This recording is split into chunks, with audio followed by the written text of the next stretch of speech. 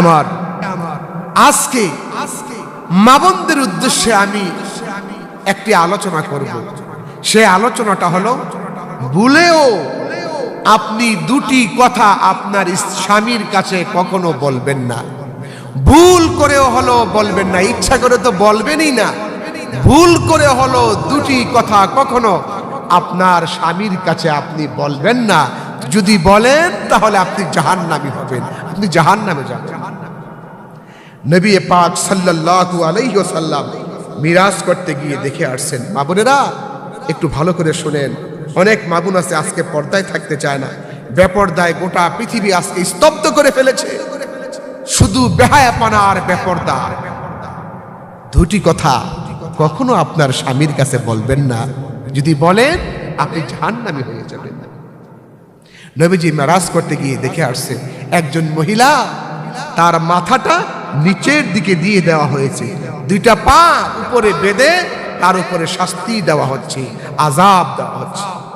রাসূল নিজের চোখে দেখে আসছে।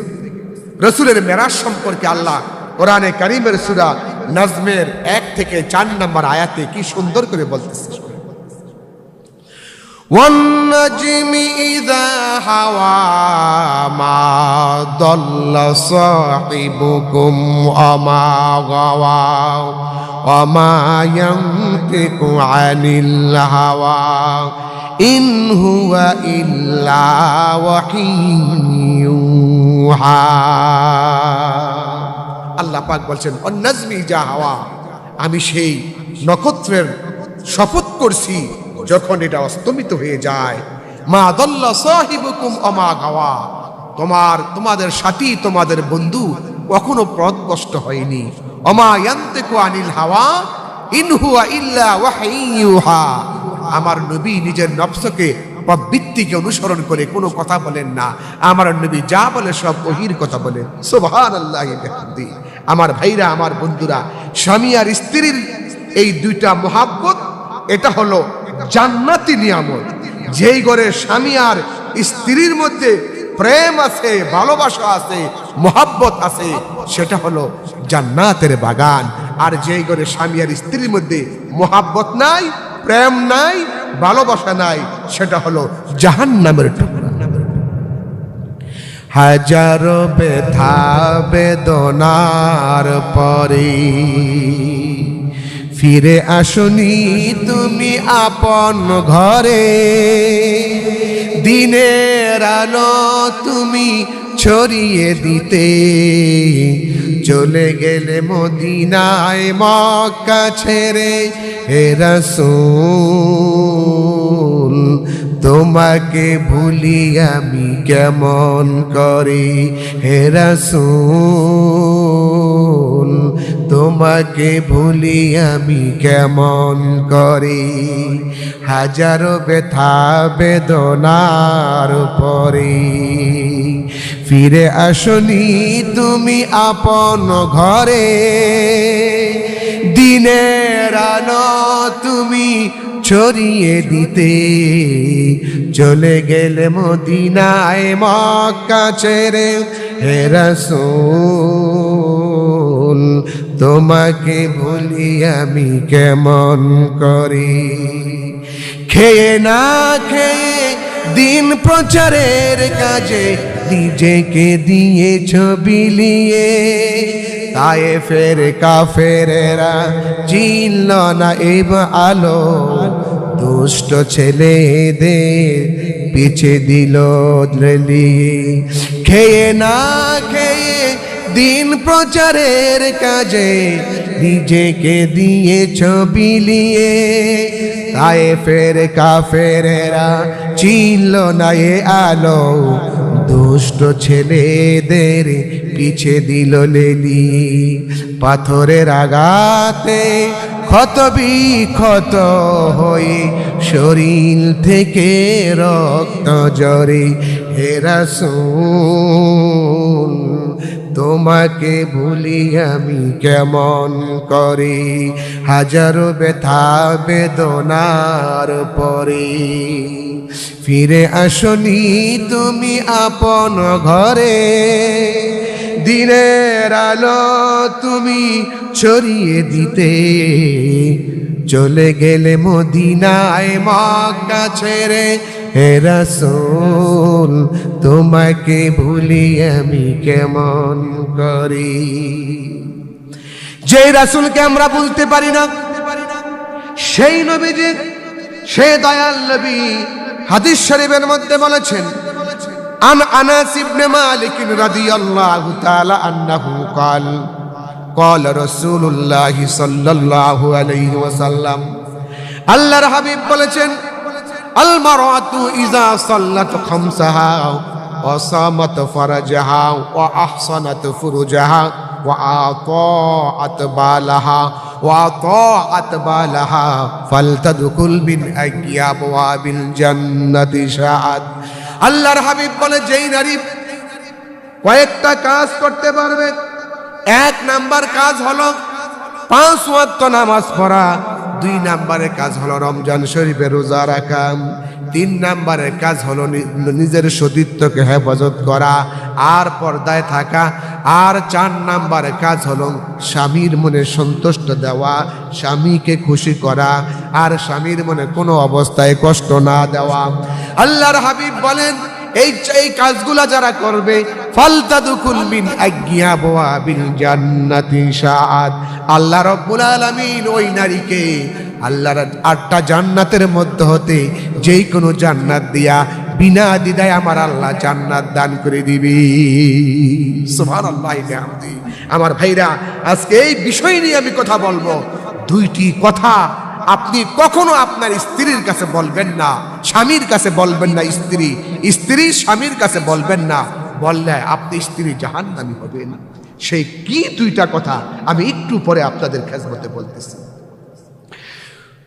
স্বামী আর স্ত্রী কোরআনে কারিমের ভিতরে আল্লাহ রাব্বুল আলামিন সূরা রুমের 21 নম্বর আয়াতের ভিতরে বলতেছে কি সুন্দর করে, وَمِنْ آيَاتِهِ أَنْ خَلَقَ لَكُم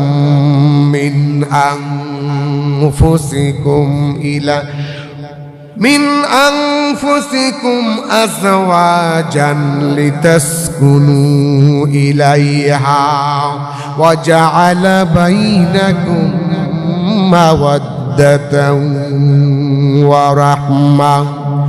আমার নিদর্শন সমূহের মধ্যে হতে এটাও একটা নিদর্শন, আমি তোমাদের থেকে তোমাদের স্ত্রীদেরকে সৃষ্টি করেছি এই জন্য, যাতে করে তোমরা তোমাদের স্বামী আর স্ত্রী এক জায়গায় মিলিত হলে পরস্পরকে আলিঙ্গন করলে, একজনের সাথে আরেকজন মিলিত হলে তোমরা প্রশান্তি পাও, শান্তি পাও, মনের ভিতরে তোমাদের শান্তি আসে। আল্লাহর হাবিবকে বলা হলো, ইয়া রাসূলুল্লাহ, সর্বোত্তম স্ত্রীকে একটু আমাদেরকে বলে দেন। আন উম্মে সালেমা রাদিয়াল্লাহু তাআলা আনহা ক্বালাত, হযরতে উম্মে সালেমা থেকে বর্ণিত, ক্বালা রাসূলুল্লাহ সাল্লাল্লাহু আলাইহি ওয়াসাল্লাম, উম্মে সালেমা থেকে বর্ণিত, আম্মা জান উম্মে সালমা বলতেছেন, আল্লাহর হাবিব বলেছেন, আইয়ুমা ইমরাতিম মাতাত ওয়া যাওজুহা আনহা রাদিন দাখালাতিল জান্নাহ।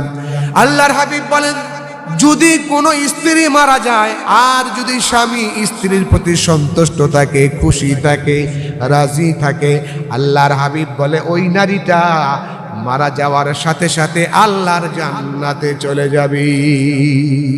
সুবহানাল্লাহ বিহামদি।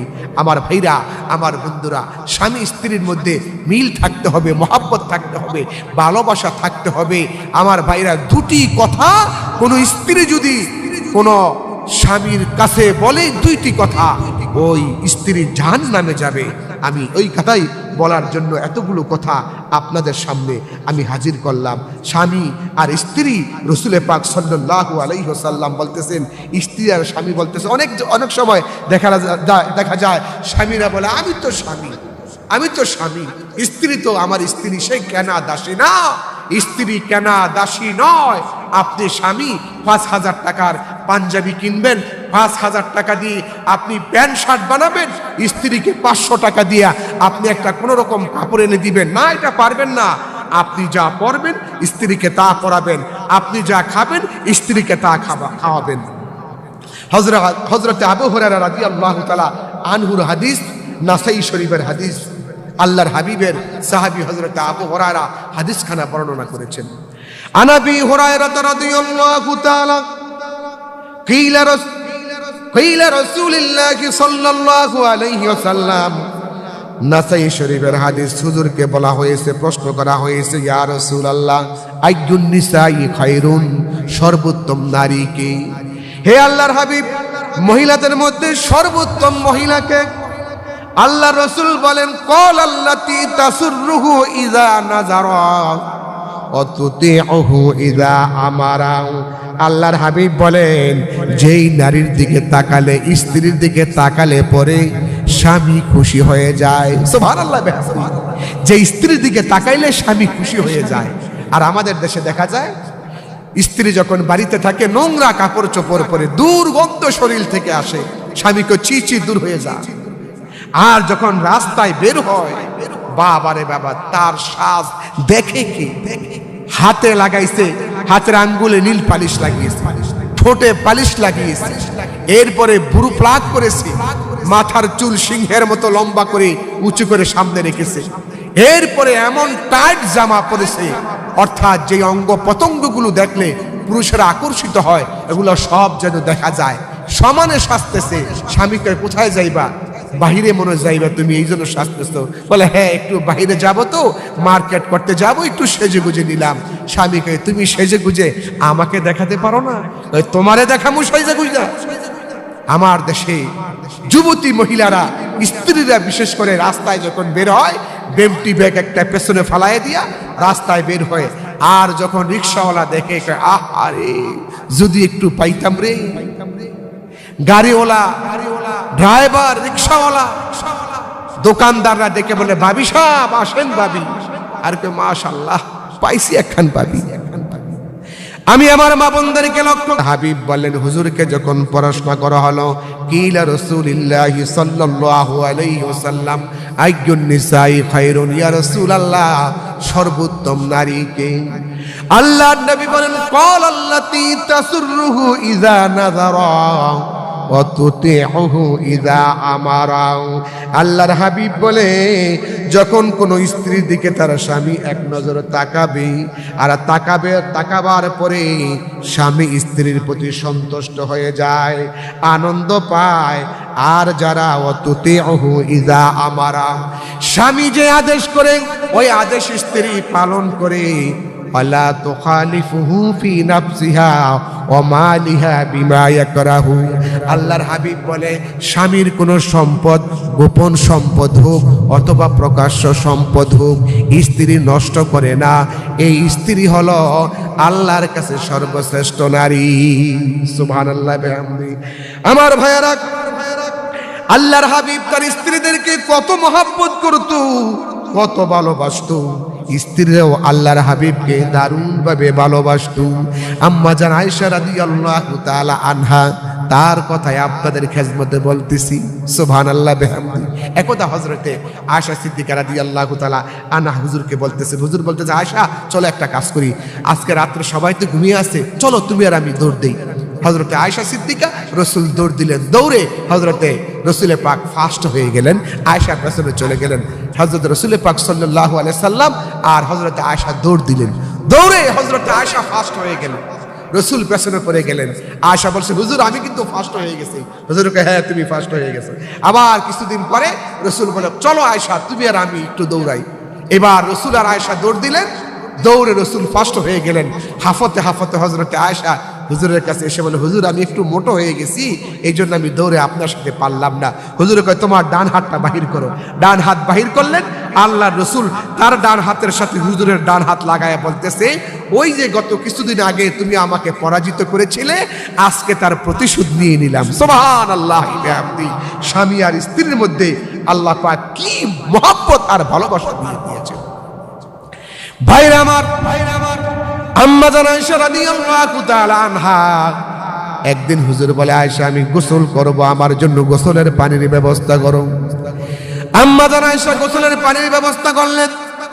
রহমতের নবী, তু জাহানের বাদশা নবী খাটিয়ার মধ্যে বসিয়া গোসল করতেছে, আর হুজুরের পবিত্র মাথা মোবারকের মধ্যে আম্মা জান আয়েশা সিদ্দিকা পানি ঢালতেছে।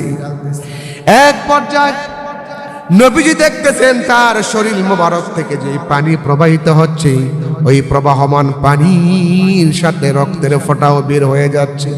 আল্লাহর হাবিব ডেকে বলে, আয়েশা রে, পানির মধ্যে রক্তের ফোঁটা কোত্থেকে আসলো? হযরতে আয়েশা সিদ্দিকা রাদিয়াল্লাহু তাআলা আনহা বলছে, ইয়া রাসূলুল্লাহ, আপনি যে তক্তার মধ্যে বসে গোসল করতেছেন, ওই তক্তার তলে আমার পায়ের একটা আঙ্গুল ঢুকে গেছে, ওই আঙ্গুলটা ফেটে তা দিয়া রক্ত বের হয়ে আসতেছে। আল্লাহর হাবিব ডেকে বলে, আয়েশা রে, আঙ্গুল ফেটে গেল, একটু আহা করলে না, কতই না তোমার কষ্ট হয়েছে। হুজুর নেমে গেলেন, আর পাটা হযরতে রাসূল পাক টান দিয়া বাহির করে হুজুর বলে, আয়েশা, কতই না কষ্ট তোমার হয়েছে, তোমার কতই না কষ্ট হয়েছে। নবী তাড়াতাড়ি ব্যান্ডেজ করে দিলেন। আম্মা জান আয়েশা বললেন, ইয়া রাসূলুল্লাহ, এটা তো সামান্য একটা পায়ের আঙ্গুল, তা দিয়া রক্ত বের হয়েছে। আমার স্বামী, আমার রহমতের নবী, আমার দয়াল নবী, তিনি খাটিয়ার মধ্যে বসে আছে। ওই খাটিয়ার তলে যদি আমার কলিজাটা পড়ে যাইতো, কলিজা ফেটে যদি রক্ত বের হয়ে যাইতো, আমি আমার রাসূলকে বসা থেকে দাঁড়াইতে বলতে পারতাম না। সুবহানাল্লাহ বিহামদিহি। আল্লাহর হাবিব বললেন, আয়েশা রে, তোমার পায়ের আঙ্গুল খাটিয়ার ভিতরে চলে গেছে, তুমি আমাকে বললা না, আর আঙ্গুল ফেটে রক্ত বের হয়ে গেছে, একটু আহা হা তুমি আহা করলে না। হযরত আয়েশা বলছে, ইয়া রাসূলুল্লাহ, এটা তো সামান্য পায়ের আঙ্গুল। আমি আয়েশার কলিজা যদি এই তক্তার নিচে পড়ে যাইতো, আর কলিজা ফেটে যদি রক্ত বের হয়ে যাইতো, আমার রাসূলকে আমি উঠতে বলতে পারতাম না। সুবহানাল্লাহ। আমার ভাইরা, স্বামী স্ত্রীর মহব্বত, এটা হলো জান্নাতি নিয়ামত। আমি বলেছিলাম, দুইটা কথা কোনোদিন আপনার স্বামীর কাছে বলতে পারবেন না, যদি বলেন তাহলে আপনি জাহান্নামী হবেন। একটা কথা হলো, স্বামীকে কখনো কটু বাক্য বলতে পারবেন না, স্বামীকে কখনো গালিগালাজ করতে পারবেন না। গালি দিয়া, দমক দিয়া, অহংকারের বশবর্তী হয়ে আপনার স্বামীর সঙ্গে কথা বলতে পারবেন না। স্বামীর সামনে আপনি মেজাজ গরম করতে পারবেন না। কোনো কটু কথা আপনি আপনার স্বামীকে বলতে পারবেন না। আর 2 নম্বর, স্বামীর কোনো গোপন কথা বান্ধবীদের কাছে আপনি বলতে পারবেন না। কোনো মহিলা আছে, গিয়ে বলে, ও বান্ধবী, তোর স্বামী কত ভালো, আমার স্বামী ভালো না, তোর স্বামী অনেক ভালো। কই কেমন ভালো? কই তোর স্বামী তোরে 10,000 টাকা দিয়া কাপড় কিনে দেয়, 3 পিস কিনে দেয়, তোর জন্য 50,000 টাকা দিয়া হীরার আংটি এনে দেয়, আর আমার স্বামী 5,000 টাকা আমার জন্য খরচ করে না। আমার মা বোনেরা, আপনার স্বামীর সামর্থ্য নাই, এই জন্য দিতে পারে না। এই কথা যদি কোনো বেগানা মহিলার কাছে, আপনার বান্ধবীর কাছে বলেন, তাহলে আপনার স্বামী শুনে মনে কষ্ট পাবে, আর স্বামীকে অশ্লীল গালিগালাজ করলে স্বামী কষ্ট পাবে। এই 2টা কথা যদি আপনার স্বামীর কানে যায়, আল্লাহর জান্নাতে কোনোদিন আপনি যেতে পারবেন না। আল্লাহ সকল নারীকে এই 2টি কাজ, এই 2টি কথা স্বামীকে বলে মনে কষ্ট যেন না পায় স্বামী, এবং এই নারীরা যেন আল্লাহর জান্নাতে যেতে পারে, আল্লাহ সেই তৌফিক দান করুন। আমরা সবাই পড়ি।